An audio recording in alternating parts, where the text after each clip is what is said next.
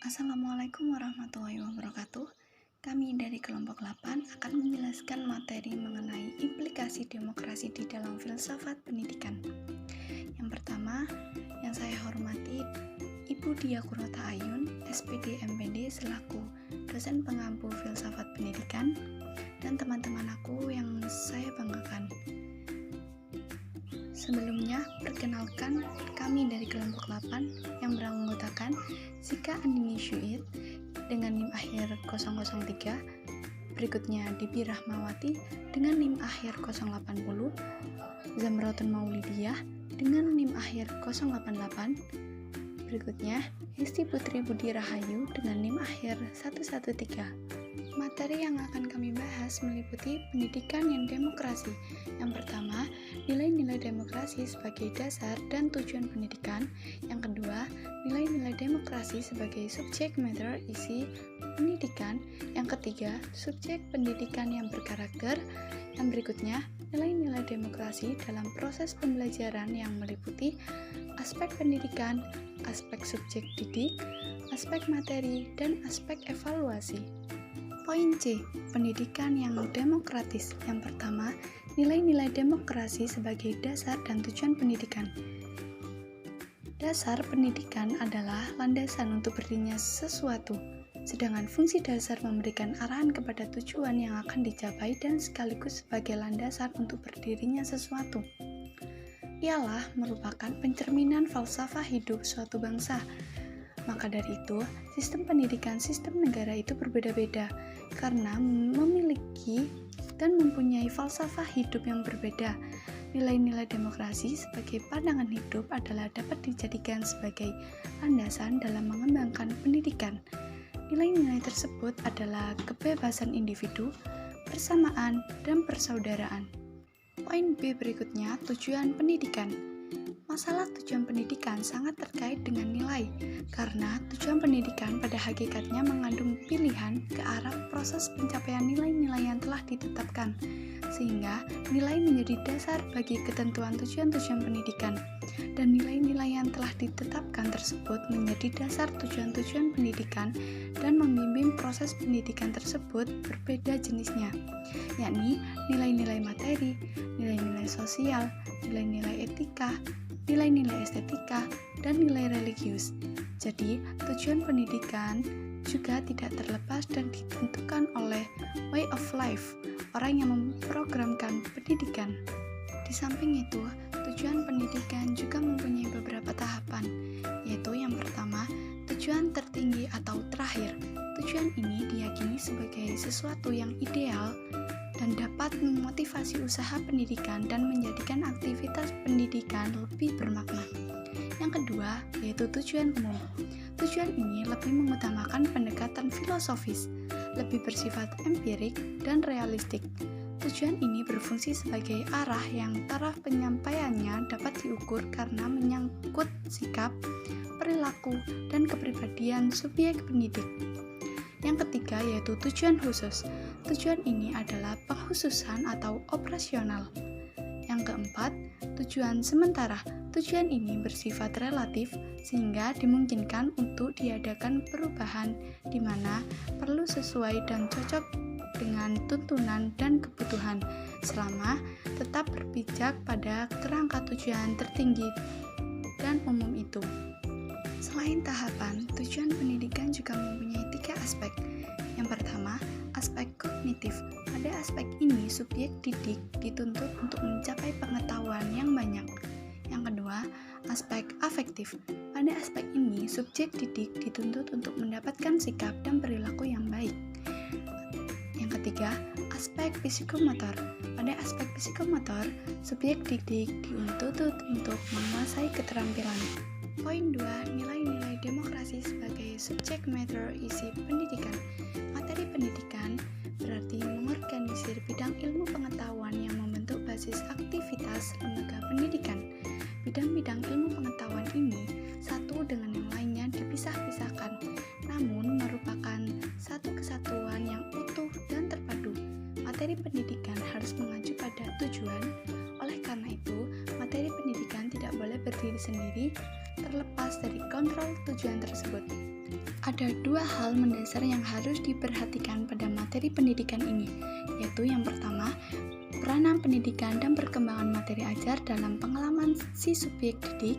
Yang kedua, ada 3 tahapan pengalaman si subjek didik dalam pengembangan materi ajar. Nah, pada poin yang pertama tadi, ada 2 hal prinsip hubungan antara pendidik, subjek didik, dan materi ajar. Yang pertama, peranan pendidik dalam pendidikan adalah untuk menawarkan sebuah lingkungan yang kondusif yang akan merangsang jawaban dari seorang subjek didik dan mengarahkan orientasi belajar. Artinya, peranan seseorang pendidik adalah untuk menolong seseorang subjek didik menanamkan kebiasaan yang baik pada perkembangan intelektualnya, demikian juga menyiapkan rangsangan-rangsangan untuk hal tersebut. Yang kedua, materi ajar diperlukan untuk menyiapkan makna kebiasaan-kebiasaan yang ditanamkan. Maka, materi ajar secara langsung telah membawa kerangka hubungan sosial. Pernyataan ini akan menolong pendidik memahami bahwa materi ajar adalah orientasi yang bersifat sosial. Untuk poin yang kedua juga memiliki prinsip. Yang pertama, ilmu pengetahuan itu ada sebagai kandungan kemampuan inteligensi, yaitu adanya kekuatan untuk melakukan sesuatu. Tahap ini dikenal sebagai materi yang diungkapkan dengan memperkenalkan benda-benda di sekeliling. Yang kedua, materi ajar harus diberikan secara sedikit demi sedikit ke dalam information atau communicated subject matter. Tahap ini materi ajar harus fokus pada komunikasi sosial termasuk pendengaran dan berbicara dengan orang dan membaca buku-buku yang dapat menyesuaikan koneksi yang sama dengan orang lain secara efektif dan berkelanjutan. Yang ketiga, materi ajar. Materi ajar adalah memperluas dan bekerja dengan logis yang mengorganisir materi dari pakar tentang pelajaran tersebut. Poin ketiga, subjek didik yang berkarakter. Indikator keberhasilan dari proses internalisasi nilai-nilai demokrasi ini meliputi yang pertama, receiving adalah adanya emosi dan perasaan pada subjek didik ketika menyimak secara sadar tapi masih pasif dan bersifat selektif terhadap sistem nilai baru tersebut. Yang kedua, responding adalah subjek didik mempunyai cita rasa atau bercita-cita dan punya kemampuan untuk menanggapi tidak dengan keterpaksaan dan merasa puas sistem nilai baru tersebut. Yang ketiga, valuing. Subjek didik sudah memiliki kecintaan dan sudah mempunyai sikap menerima atau tidak menerima, tetapi sudah punya ikatan batin dengan sistem menilai nilai tersebut. Yang keempat, organization. Subjek didik sudah mempunyai sistem nilai baru, sudah memperibadi nilai-nilai baru tersebut ke dalam dirinya sendiri.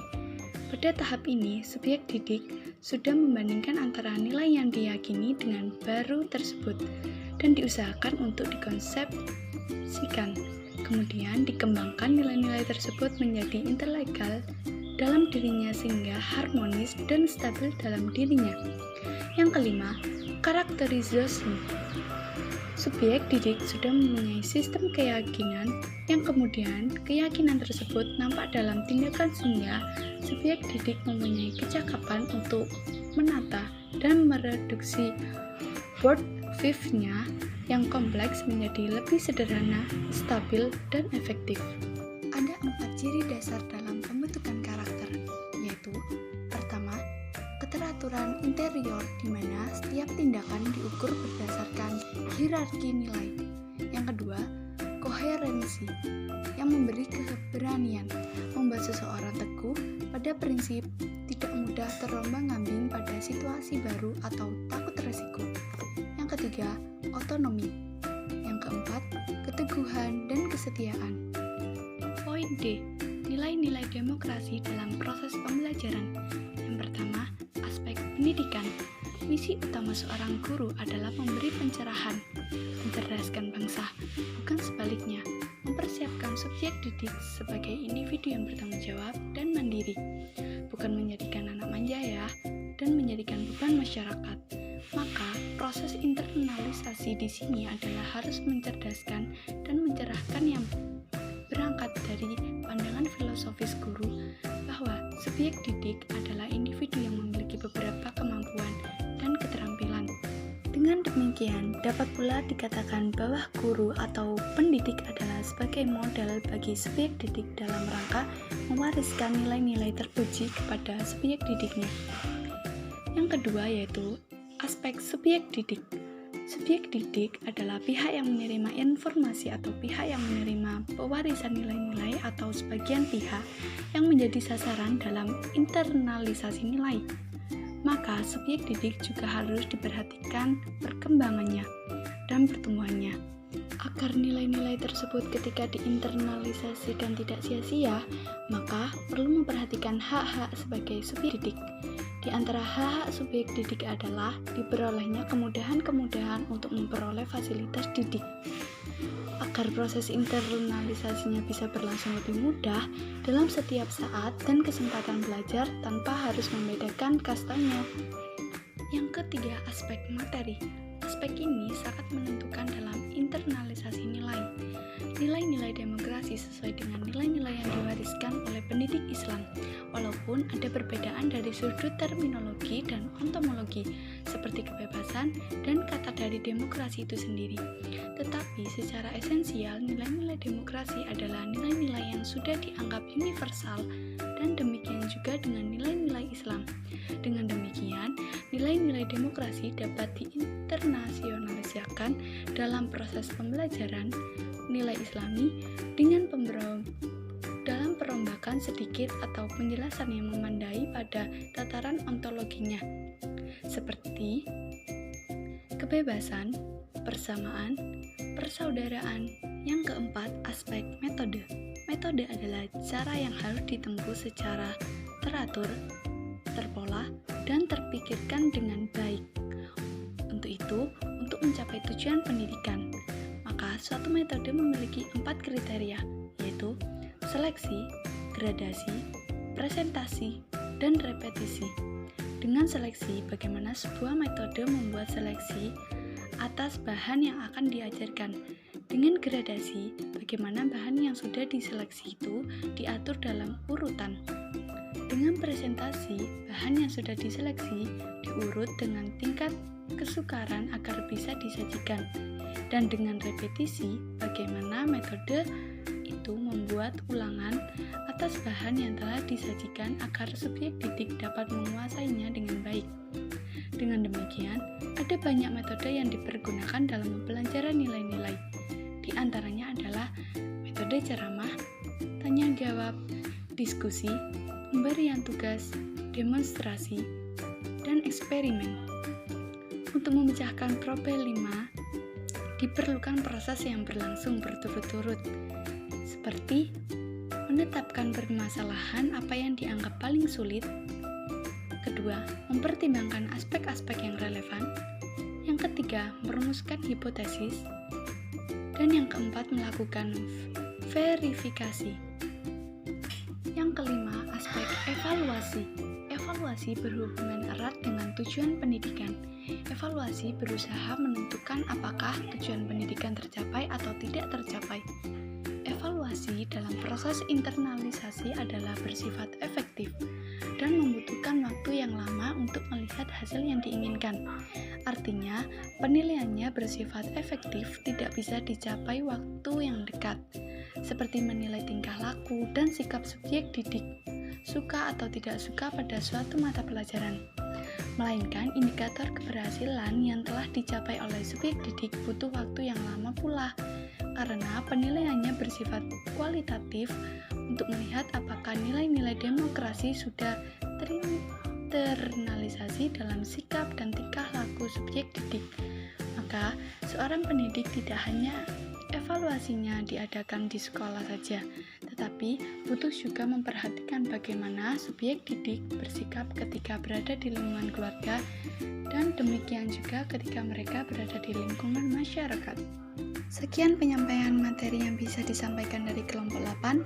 Jika ada salah kata atau penulisan, mohon maaf sebesar-besarnya. Wassalamualaikum warahmatullahi wabarakatuh.